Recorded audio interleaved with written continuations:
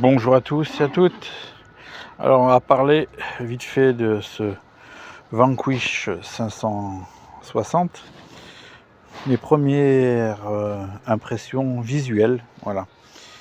Donc pour commencer, les plastiques là sont de très bonne qualité, hein, vous voyez comme c'est souple.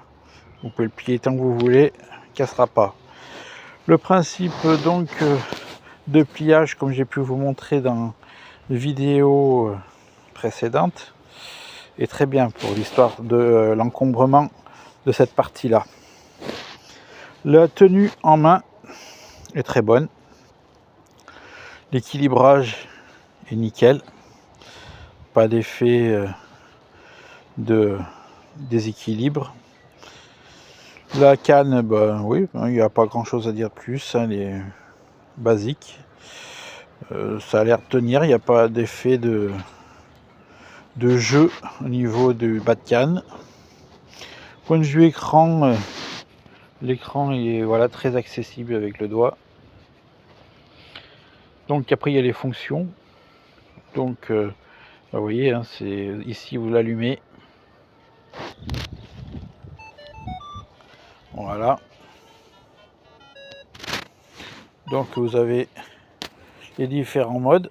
Donc le parc, le champ, la plage et le custom. Après là vous avez donc la sensibilité, les indices, la barre de segment de ce que vous avez discriminé ou pas, la batterie, ici le haut-parleur, la lumière. Si on va après ici, vous pouvez mettre en route les ferreux, vous voyez, tout est apparu ici. Voilà. Après là vous avez donc le pin pointer. Voilà. Ici donc plus et moins. Ici vous avez les programmes. Donc ici là vous avez le logo du volume de l'haut-parleur, tout simplement, hein. Après vous avez, quand vous allez au suivant, le accepter rejeter. Donc si vous avez des segments que vous voulez enlever ou rajouter, hein, vous allez dans le plus ou dans le moins, on va dire, comme là on va dans le moins, dans le plus, je veux dire. Voilà, vous voyez le segment.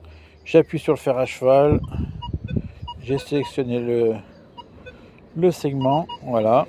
Si je veux pas, je rappuie, voilà, ainsi de suite. Ici vous avez la tonalité de, ici vous avez la lumière. Alors soit vous mettez à 0, vous avez plus de lumière, soit vous avez à 1, soit vous avez très fort à 2. Voilà. Ça c'est quand vous êtes vraiment dans la pénombre, le noir. Quand vous l'allumez, il se met en version faible. Voilà, on va le remettre en faible parce que hop, allez, hop et hop. Donc là, hop, on redescend, on est en faible. Ici, vous avez la lumière pour derrière, vous voyez là c'est éteint. Si je mets sur plus, ça l'éclaire. Je rappuie sur moins, ça l'éteint.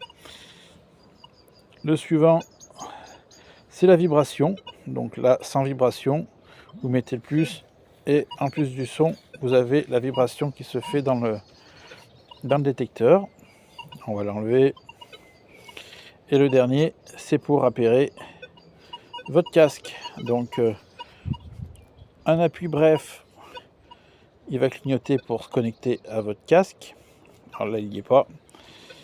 J'ai essayé de connecter le ML 105 qui ne veut pas le connecter. Le ML 80 ne veut pas le connecter non plus. Alors je pense qu'il faut absolument avoir le ML 60 pour pouvoir avoir du sans fil, ou sinon il faut que je prenne le Z-Link de Garrett et tourner avec le Garrett. Voilà.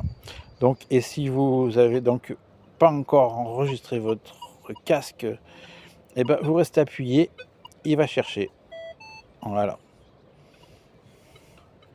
Après on ressort. Donc normalement ici, on le verra pas, mais vous avez tout ce qui est ou qu'il y a une anomalie, il y a un triangle qui se fait ici. Bon, là, ça n'allumera pas. Et après, pour finir sur l'histoire là, des réglages des programmes. Alors par exemple, vous avez tout déréglé, il sonne, vous avez fait une mauvaise manip. Et ben, ce que vous faites, vous l'éteignez. Voilà. Et vous restez appuyé sur l'appareil et vous allez voir deux LED vont s'afficher. Il va se remettre en position version usine.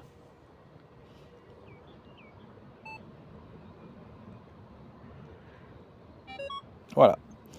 Là, il se remet, il refait son noise cancel et s'est remis en position usine. Voilà. Donc, qu'est-ce que j'ai bien pu trouver là visuellement du désagréable sur cet appareil? Bah franchement, pas grand-chose. Je pourrais même dire rien du tout. Si vraiment je devais, en fin de compte, donner un point de négativité, un truc que j'aimerais pas vraiment, c'est tout simplement l'éclairage en rouge. Voilà. J'aime pas vraiment l'éclairage en rouge, mais bon, c'est comme ça, on peut pas changer. Hein. Mais j'aurais plutôt vu juste un éclairage classique blanc, voilà.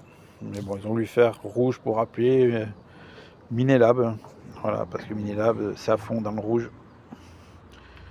Donc voilà, mais ils ont fait ça aussi sur les derniers Equinox, en faire en rouge. Donc ils ont repris aussi ça. Mais voilà, non, sinon il n'y a pas de PSA de point négatif sur cette machine à première vue. Après, il faut voir à l'utilisation. Mais je pense pas qu'il y aura quelque chose à rejeter. Voilà. Et sur ce, je vous dis à plus. Et si ça vous intéresse, eh ben, achetez-le. Bye bye.